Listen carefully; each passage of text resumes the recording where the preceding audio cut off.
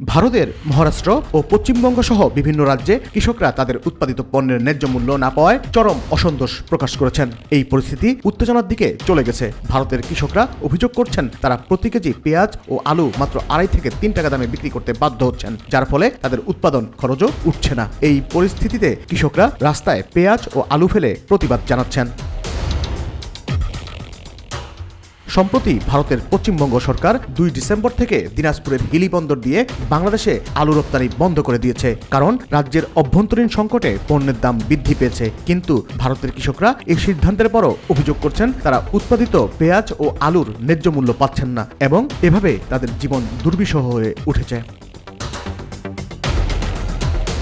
উৎপাদিত পণ্যের ন্যায্য মূল্য না পাওয়ার পেছনে মিডিয়ার একটি বড় ভূমিকা রয়েছে বলে মনে করছেন ভারতীয় কৃষকরা। বিশেষ করে রিপাবলিক বাংলার টিভির সাংবাদিক ময়ূখ রঞ্জন বারবার বাংলাদেশ সম্পর্কে মিথ্যা প্রচারণা চালানোর অভিযোগে অভিযুক্ত হচ্ছেন। রিপাবলিক বাংলা সম্প্রতি বাংলাদেশের বিশৃঙ্খলা চলছে এবং ভারতীয় পণ্য আমদানি বন্ধ হলে বাংলাদেশে খাদ্য সংকট দেখা দেবে বলে ভুয়া খবর প্রকাশ করে। কিন্তু বাস্তবতা হলো বাংলাদেশ সরকার বর্তমানে পেঁয়াজ ও আলু আমদানির জন্য ভারতের উপর নির্ভর না করে বিকল্প উৎসের সন্ধান করছে। বাংলাদেশ এখন পাকিস্তান ও চীন থেকে পণ্য আমদানি করছে, যার ফলে বাজার স্থিতিশীল রয়েছে।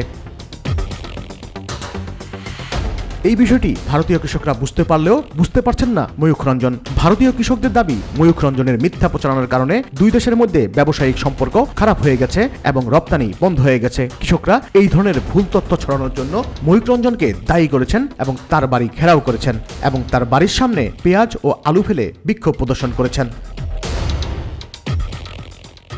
কৃষকরা অভিযোগ করছেন আমাদের কষ্টার্জিত পণ্য রপ্তানির সুযোগ বন্ধ করে দিয়ে আমাদের পথে বসানো হয়েছে। এখন এই পেঁয়াজ ও আলু শুভেন্দু অধিকারী আর রিপাবলিক টেলিভিশনের ময়ূখ রঞ্জনকেই কিনতে হবে। একজন কৃষক বলেন, আমরা শুনেছি বাংলাদেশ আমাদের থেকে পেঁয়াজ নিতে চাইছে না, অথচ ময়ূখ বলে যাচ্ছে তারা নাকি আমাদের পেঁয়াজ নিয়ে অপমান করছে। এই বিভ্রান্তির জন্য ময়ূখ নিজেই দায়ী। এদিকে ময়ূখ রঞ্জনকে জোকার এবং শুভেন্দু অধিকারীকে কুলাঙ্গার বলে আখ্যা দিয়েছেন পশ্চিমবঙ্গের লেখক মানিক ফকির। মানিক ফকির বলেন, ময়ূখ রঞ্জন ঘোষের খেলা শেষ। ময়ূখ রঞ্জন বলছেন চট্টগ্রাম দখল করে নিবে, এইটা একটা ফানি, এইটা জোকারি ছাড়া আর কিছুই নয়।